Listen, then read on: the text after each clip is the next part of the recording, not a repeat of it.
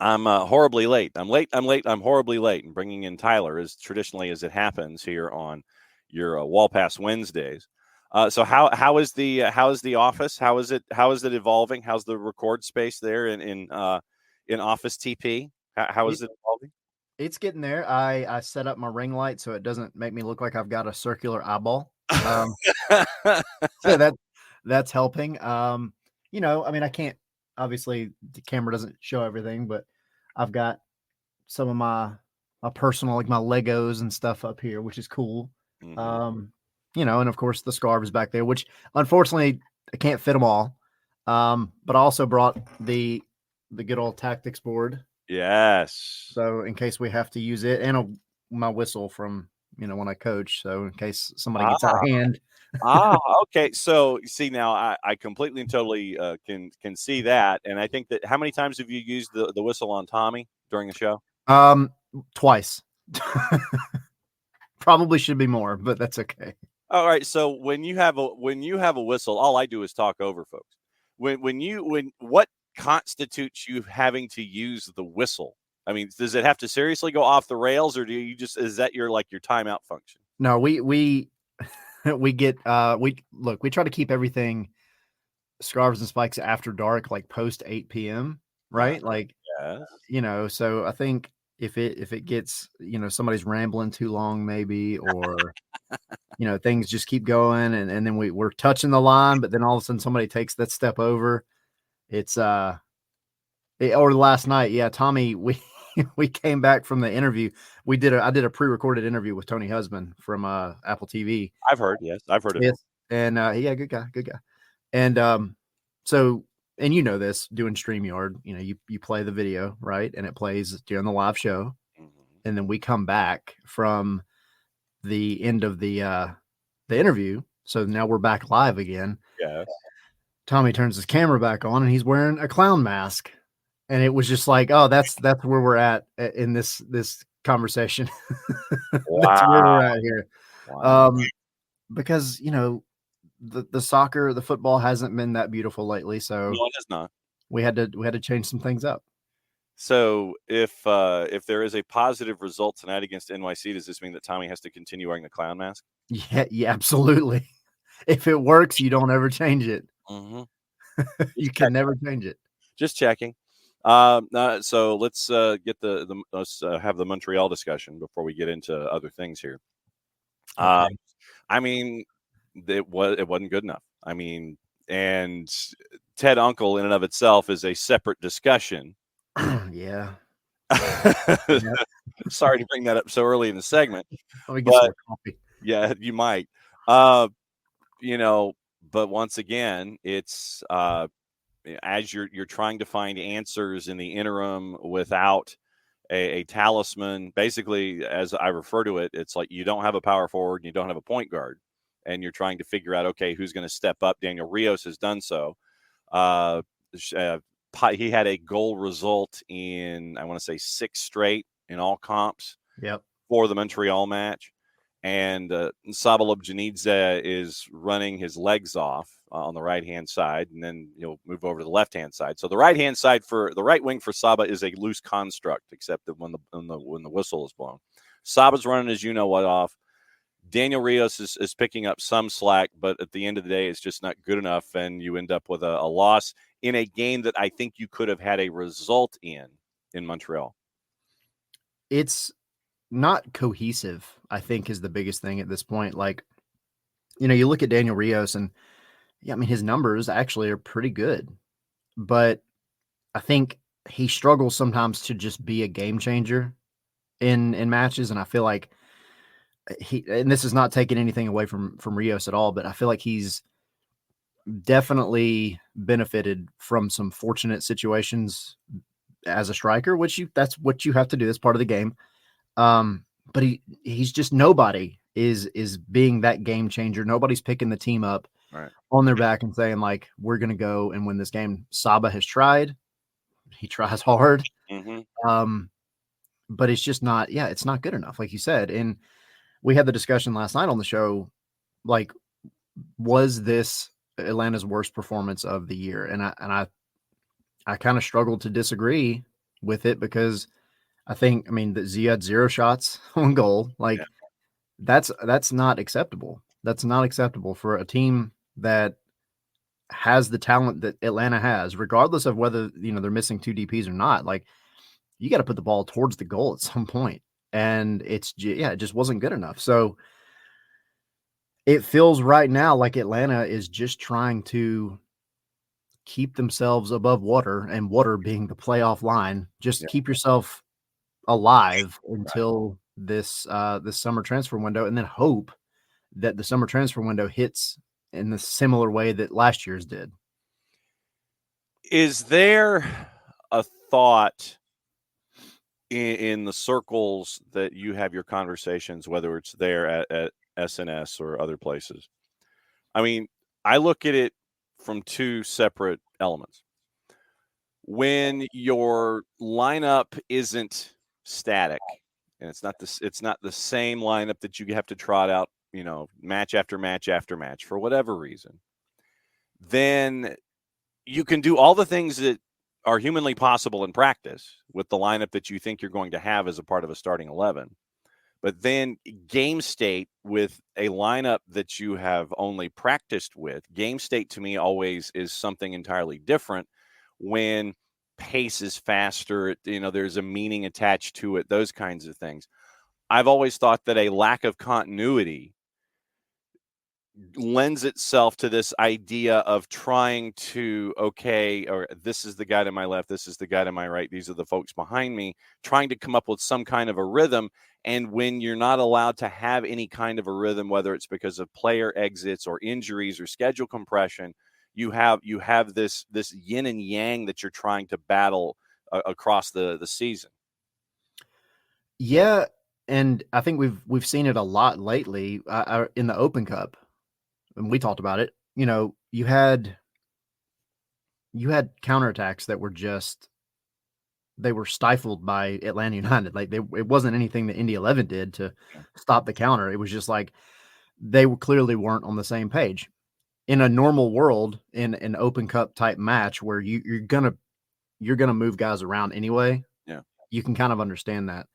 But going into a Montreal match, and this is where Tommy loses his mind, because he's like, it feels like we didn't put forth the best lineup for the Open Cup in hopes of getting something with Montreal, and then we went to Montreal and played probably the worst game of the season, which is valid. I mean, it is very frustrating that you didn't get anything out of either one of those matches. Yeah. But yeah, I think going into each match that you have right now for Atlanta, and it's not going to get better just because you bring in DPs necessarily. Right. The chemistry has to develop over time.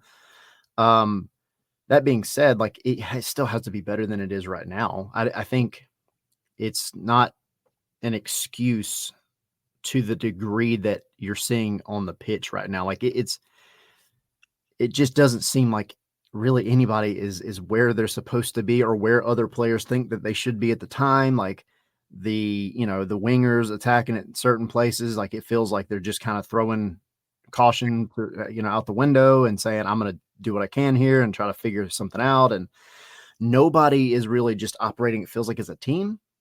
And that's it. And it is hard because you have match after match after match after match. So there's no time to really, go to the training ground and say, all right, our front 4, whatever, y'all go and y'all need to go eat dinner together. Y'all need to go hang out together. Y'all need to go be a part of each other. You can't go to Bojangles and get some breakfast and come back. Yeah. Go. Yeah. Y'all discuss life, hang out for a little bit, play some gestures or something. I don't know.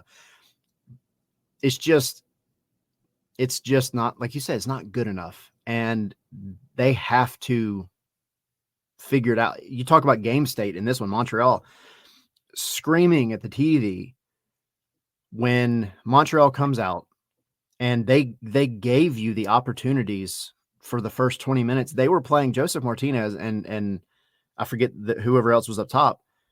They were so spread out. You had so much spacing between Montreal's lines. And it's not like they were pressing effectively to where it made it difficult to play through. Yeah. They just had a high line. Their attackers had a high line. And then you just kind of squandered every chance. You couldn't win your aerial duels to get on the end of a long ball. when you did try to play through it, it just was very, very unorganized. Like we said, the chemistry is just not there. And so you didn't do anything with the opportunities that you were given to be able to at least attack the final third and put the ball towards the goal, which you literally never did. You never took a shot on goal. And Frustrating. And this lends itself to my next thought. And I'm trying to figure out the best way to phrase it. It seems like at points, because you have new line mates, new attempts at, you have, new guys surrounding you in the offense that you have only a couple of days to practice, that it seems at times you're too unselfish. There are times where folks are giving up the ball, looking for the extra pass instead of taking a shot and putting a shot on target. It just seems like it's like, okay, I'm going to go ahead and pass instead of being a little selfish sometimes. And I know it's a delicate balance, but there are times I think when it's okay to be a little unselfish, or to be a little selfish, sorry, and go ahead and take the shot just to put a shot on frame so you can put the defense on their heels and develop something of a rhythm with all of these new playmates that you have around you. Again, screaming at the TV. When we talked about this one last night too, Stian Gregerson, my man, if you make a 75-yard run, take the shot. If you, especially as a center back, if you make that 75-yard run through lines, not even like, it wasn't even a beautiful thing to watch. It was like watching a giraffe running through the savannah. Well, but I mean, we had the same thing happen in the twos match with Ethan Dudley and Matias Gajardo, where Dudley is given, Cherokee County to run through. And Dudley engages in the play, and, crew 2 is still trying to figure out, okay, we have this rather large gentleman coming at us. What do we do? And they continue to backtrack and create space. Dudley looks to his right, finds Gajardo. Gajardo eventually works his way to the 18 and scores the goal for Atlanta United 2 in that. Banger. Yeah, so it was. It absolutely was. And so I think that's what, for me is an example of, it's okay sometimes to just go ahead and lay that shot on target, because you never know what is going to happen in that particular idea. Maybe you are right. That's an absolute banger. It's just one of those things that could possibly happen. But yeah, there are times where you want them to go ahead and go ahead and take the shot. It's okay. We'll worry about the rest of it later while you guys are trying to figure out rhythm. Go ahead and take the shot. Yeah. I mean, especially in a match where you are struggling to do anything. Like, I get it. If your little 1-2 passes, back and forth, you're getting into the final third. If all that's been effective, cool. Like, I get it. You keep doing what's working. Well, what you're doing wasn't working at all. And I know, obviously, I keep using Stian Gregerson as an example, but it was everybody. And that's the thing, this is not a new problem. This goes back months. And I know I've talked about it on here. I've talked about it on our show. It just seems like they're thinking too much when they get into the final third, and they typically have done well getting into the final third. Maybe not so much against Montreal, but they've done well getting into the final third. But it's that decision making after that's been really bad. And I always go back to the Nashville match where Slish just decided, hey man, I'm going to take a shot because I'm getting tired of it. And it goes in. You have to be unpredictable. You have to be unpredictable. And right now teams, they know Atlanta is going to really, really, really push into the box to try to get that easier shot before anybody actually takes a shot.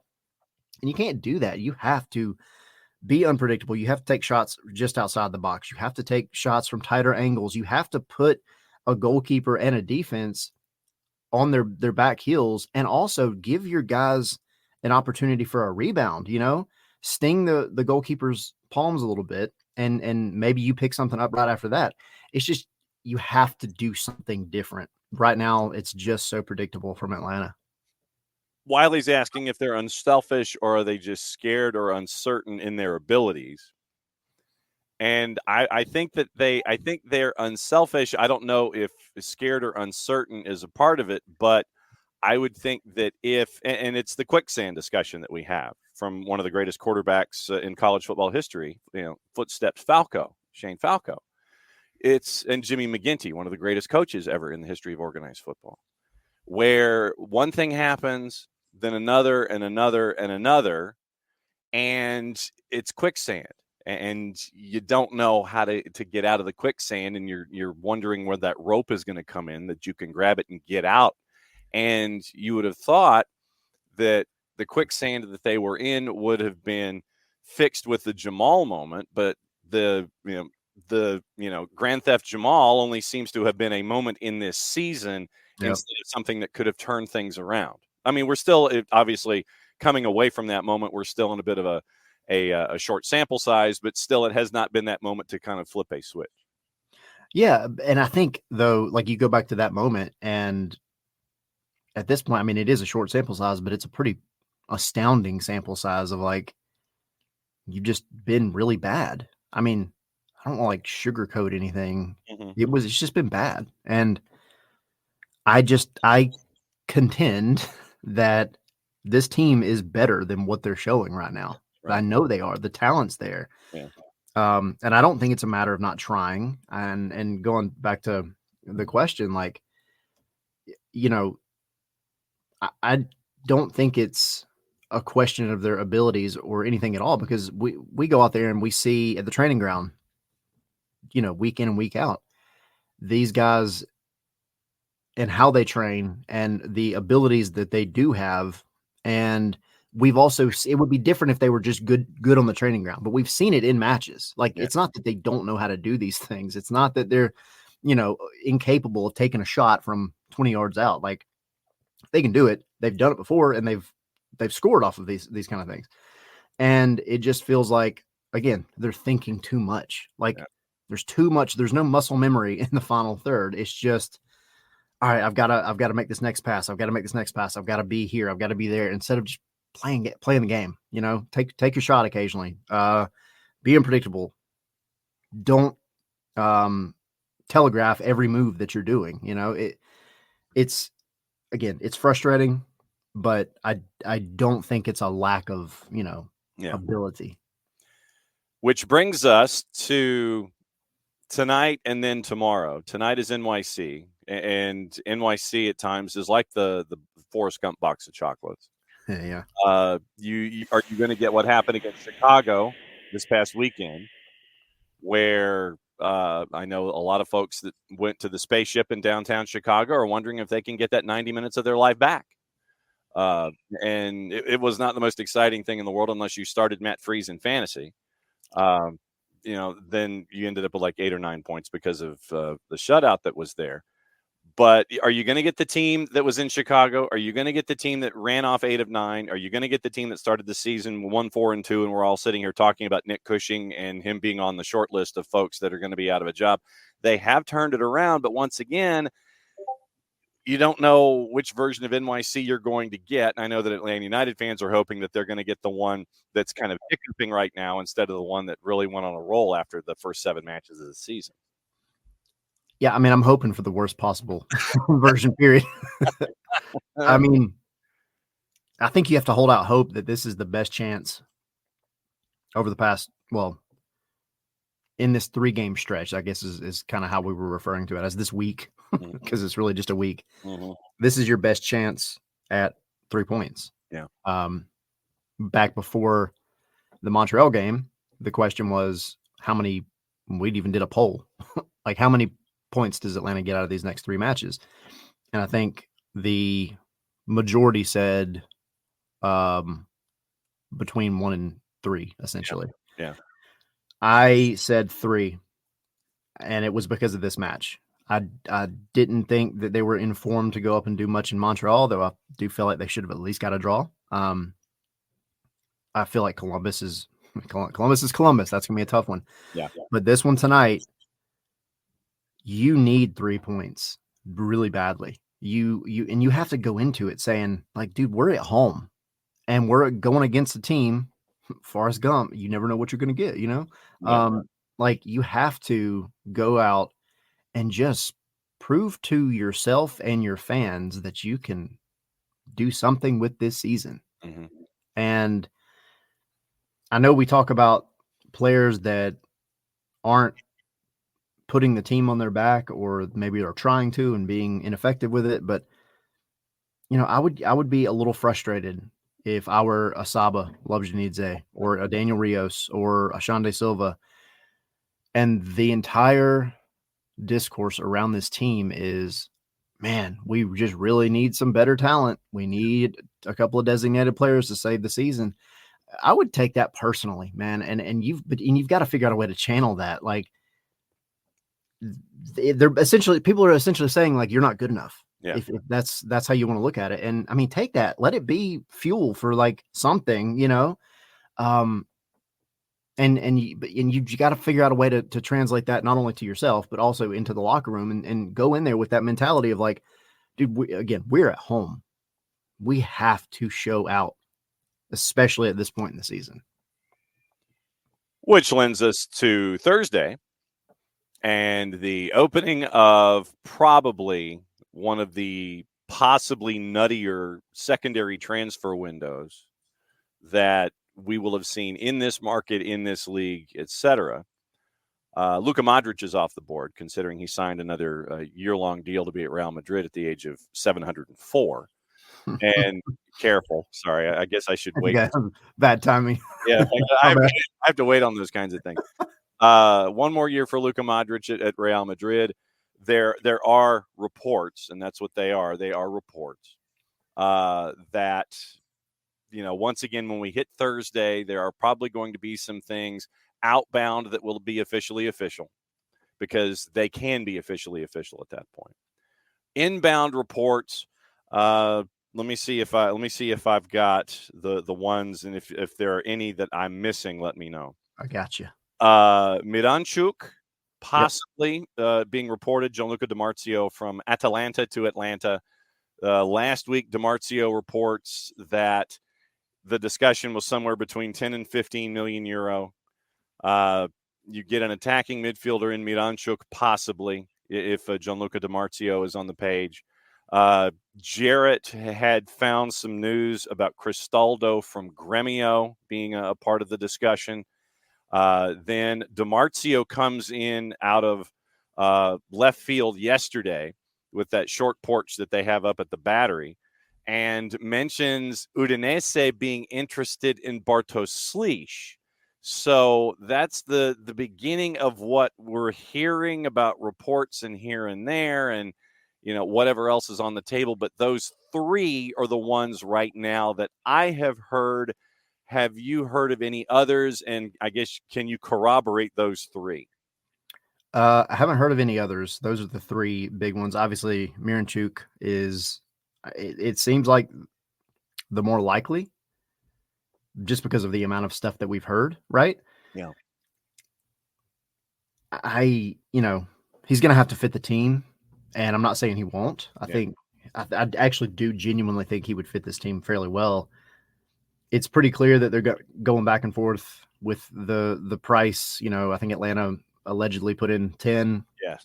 They wanted 15. If it happens, I'm sure it'll be somewhere in that, like, I think Henry on our show last night said 13 to 14. I imagine that's probably going to be where it's at if it happens. I like the Cristaldo rumor, though, from Gremio, and the reason being, like, one, I do feel like he'll fit the team a little bit better as it is right now. I think he's a little bit more of a spark, and Lord knows that's what this team needs right now. But he also has been part of a Gremio team that is coming out of a really bad period in its history, and he has helped them get to where they're at now. They've come back up, got promoted. I just think he's going to be, I think maybe he'll offer you just a little bit more overall. So that one, though, it's a very loose rumor. You know, so I don't know, and I don't know that you're going to have both. Like they're both number 10s, they're both attacking midfielders. So one's going to happen, one probably is not. It just seems like Miranchuk is the one right now. Yeah. But I would love to see Cristaldo here. The Slish thing is just I guess I lend a little bit of credence to it because it was Serie A that was looking at Slish before and during the time when Atlanta was trying to bring him over. Right. Ultimately, Atlanta was able to pull him over. And I don't think Slish has any issue with Atlanta at all. But I do know for a fact that Slish hates losing. Good.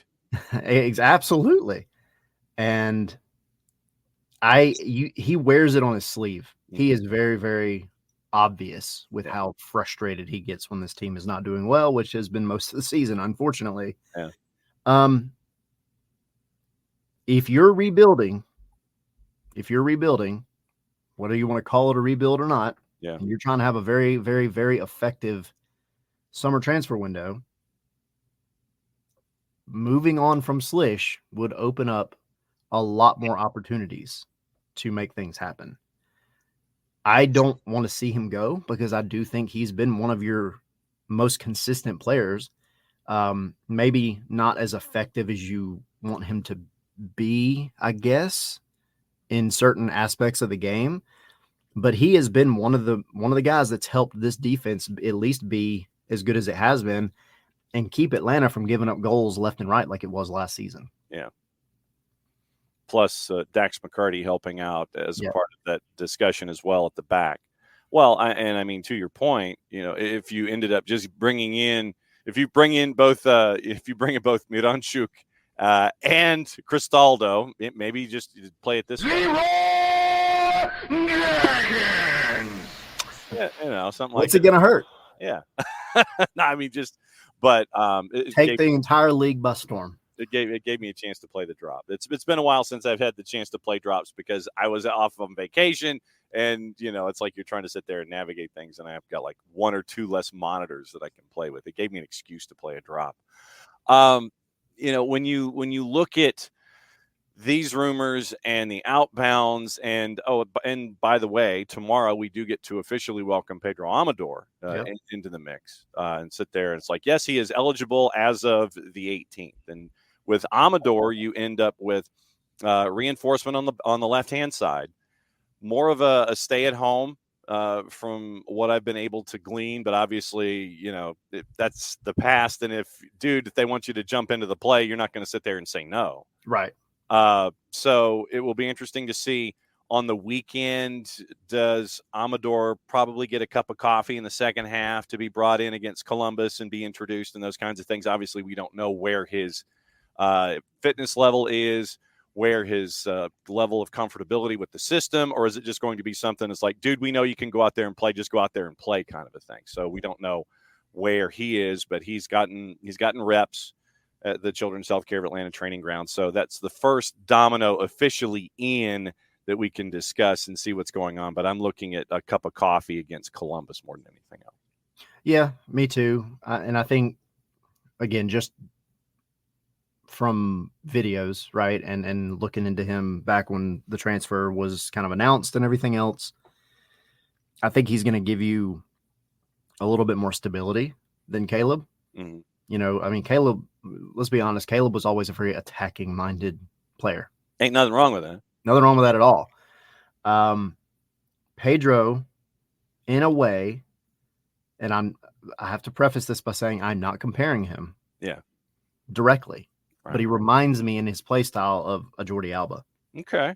I think he's going to give you plenty of, you know, defensive stability, but he's not going to be afraid to get up, you know, vertical, straight to the inline. I mean, you look at his heat map, he does thrive in that very far left corner when he does get into the attack, and he has a pretty solid foot on him to be able to send in crosses. And if that's what you want to try to thrive on as Atlanta United, you need people that are going to put a ball on a dime into the box for whoever happens to be in the box at the time, whether it's Jamal, Daniel, whoever may decide to make a little bit of a run up there. I don't know. They've got to be accurate, and he's accurate, and he's not afraid to whip in a ball. So I'm excited to see him, but I hope he changes the kind of the overall vibe of that left side of the pitch. And then so you've got Amador bombing in from the left, and then you've got Brooks bombing in from the right. And so hopefully you would have this dynamic of, okay, we've got to be prepared for whatever's coming in from both edges when it comes to bringing in Amador to add to the discussion. When you're looking at this group and heading to the All-Star break and heading to Leagues Cup, from the Copa, I know that there were folks that are sitting there and saying, "Get Hamas, man!" And Jared also liked Borja from Colombia, and obviously it's something of the wish list that you get, and it's like, all right, so I'm going to make my shopping list, and then you get into like the snack aisle, and you sit there and it's like, ooh, Little Debbie, and you grab that. That wasn't on the list. And so that would be like it would be like an impulse buy to try and grab somebody like a Hamas or a Borja or something like that. But there were some folks that, right now Hamas I think was listed at €4.5 million at Transfermarkt, and that his value is going up. We'll talk to Nino Torres about that tomorrow. Borja I think was at 3.5. There might be some bargains to be had, but this will be when you have 50 million that you can play with. And I'm going to call it 40 plus because of the geopolitical situation involving Russia right now, and anything that could happen involving Ezequiel Barco if he goes to Spartak Moscow, because you ain't getting $11 million in a relationship with Russia right now, considering the state of affairs. I think you go to River Plate and go, tell you what, this is supposedly 11. We can't have a conversation with the folks on the other end of your phone line. So let's work something out on our end. And that was why Jarrett was kind of gravitating toward Borja, and go, give me Borja, give me a little less, take the agent fee. We'll call it a day. So that's why I'm calling it 40 plus, where you could really make some inroads, possibly get some players as a part of this deal, 2 inbound maybe, and bringing in some impact folks, because Garth has said that he wants to have it where you're bringing in those players that are in their mid to late 20s and want to be here to help build Atlanta United. So we're seeing what Garth's mindset is in this window going forward. You have to hope too that some of the many players that happen to be down on the same team and in the same league that have been Atlanta United players at some point in their career would have nice things to say, and also if they didn't have nice things to say at the time, leadership has changed somewhat since then. So, I like Borja a lot. I agree. And we've talked about him, it feels like, for almost a month now. This team needs somebody like him, and he does fit kind of the bill overall. Yeah, he wasn't going to back down from Emi Martinez or anybody at the Copa. Nope. And hey, I'll take that all day, all day. Bring me that attitude and personality. I think out of all the names that have been floated, he kind of fits, like I said, fits the bill. Mm-hmm. And I agree. This whole Barco, whatever thing, if you can figure out a way to, because we don't see player trades or something similar, or make a player part of a deal in that way, but it's creative, and it might be something that you have to start looking at, because you don't want to go and blow through, it's not burning a hole in your pocket. 40 plus million, 50 million, whatever, either way, that's a ton of money. Mm-hmm. But you don't necessarily need to spend it all right now. Save some for the winter, and maybe save some for your manager that you need to hire, possibly, if you're not going to keep Rob. Man, I want to get that 65-inch TV and get the surround sound speaker set up, and I want to get a new car. And no, you don't have to do it now. But if you're looking for strategic things, I think at the very least you're looking at at that point guard and the power forward to get you into the discussion and make sure that you can get into the playoffs. And then what happens.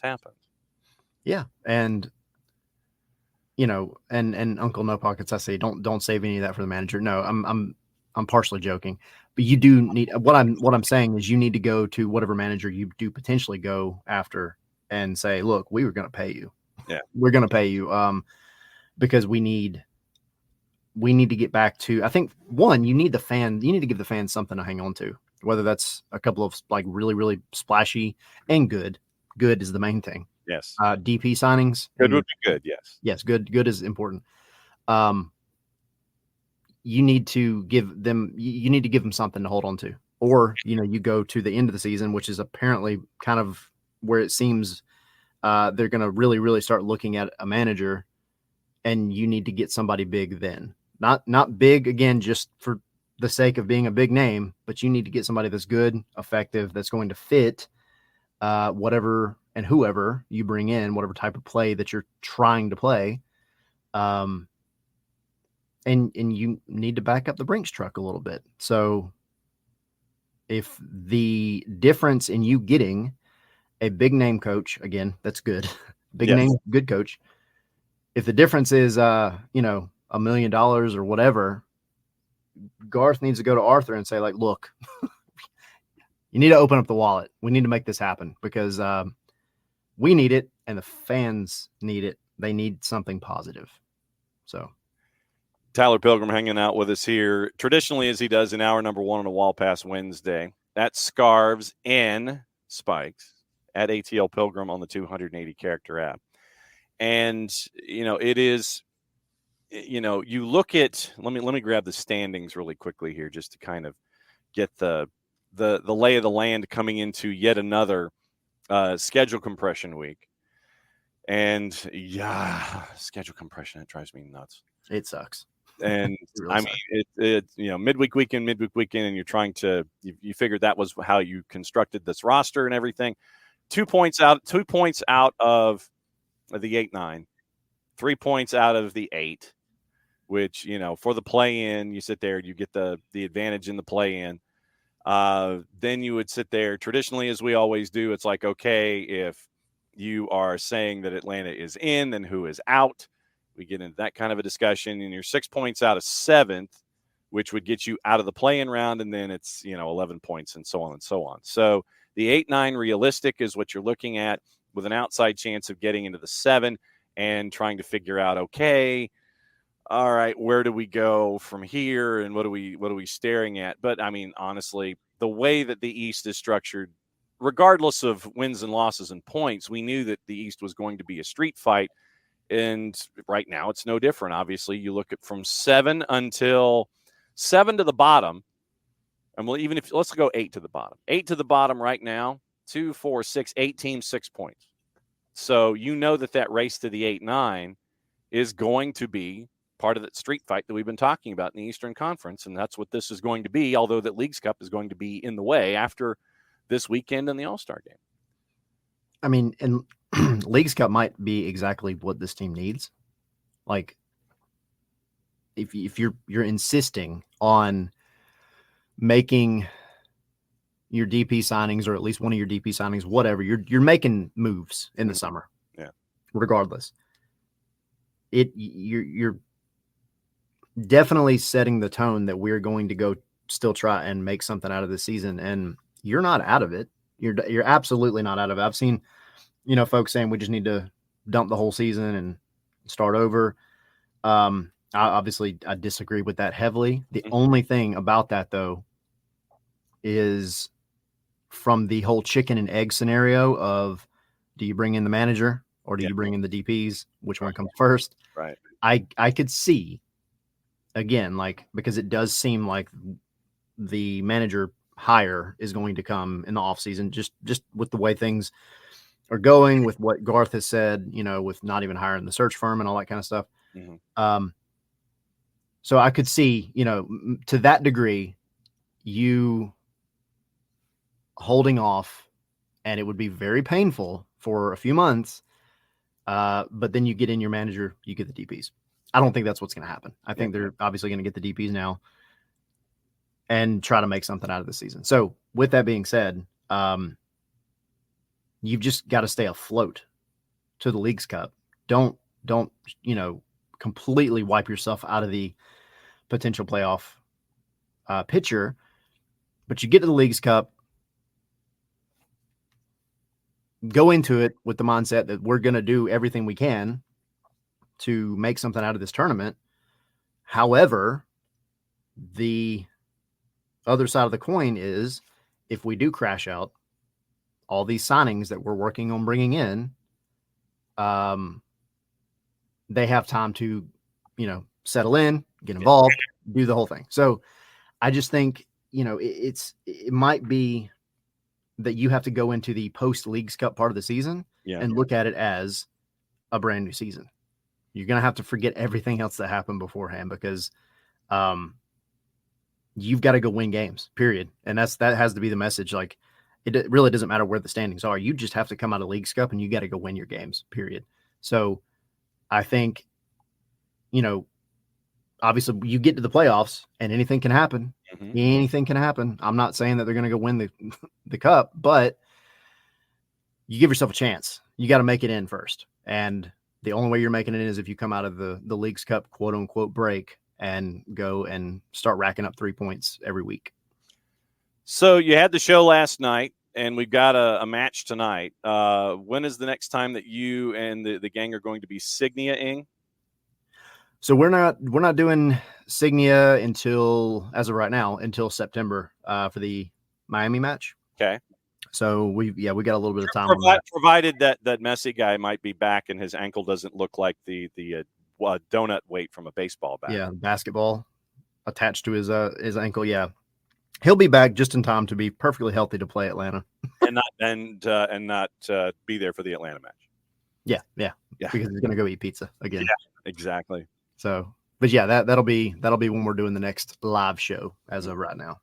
Okay, and so you had a show. You had the show last night. So we'll see you tonight at Mercedes-Benz. Plans for Scarves N Spikes tonight. Written, video. What's the deal? What are we anticipating from you, sir? So we'll have our normal content. The articles coming out at the end of the match, and tomorrow we'll kind of be recording because, again, when the team's busy, we're all busy. Yes, that is true. Tomorrow we'll be doing kind of a recap video, just going over Columbus. We're interviewing Columbus beat reporter for our Patreon, and then we'll be back for the Columbus match. So, it's a busy time. Yes, busy time. Wash, rinse, repeat. So, what is the mug? Your mug this morning, sir? It is indeed. Had to bust it out. So, well, look, but I gotta say, self-promotion. I mean, I get that. These things are really good. I mean, like, take away the faces or whatever. You want a good coffee cup? Like, you ever seen? Is it Olympus Has Fallen? Yeah, it's part of the sequel series with. Yeah, what is the one in the U.S.? I thought that was Olympus. I think it is. Anyway, it doesn't matter. The Morgan Freeman moment where he becomes the president, and then the first thing he asks for is a coffee, and it's got to be in the white ceramic mug, because it just makes it taste better. The world's falling apart around him outside, but he's really worried about having that good cup of coffee. that is this cup. These mugs are so freaking good. So there's my infomercial about the coffee cup. Whether you like our face on it or not, go get you one on our website. And then Tyler Pilgrim had a cup of coffee out of his own mug that he promoted on his own website. Yes. Yeah, there you go. All right, we'll see you tonight down there at MBS, my friend. Thanks for hanging out as you always do. And great looking. We need to get you need bigger space. You can hang out all your scarves. I know. I need just a bigger wall back here. Bigger wall. Soundproof. Yeah. Roughly. Well, but hey, it's always fun when we get to hear all the activity going on the other side of that wall. We'll see you tonight, my friend. All right, buddy.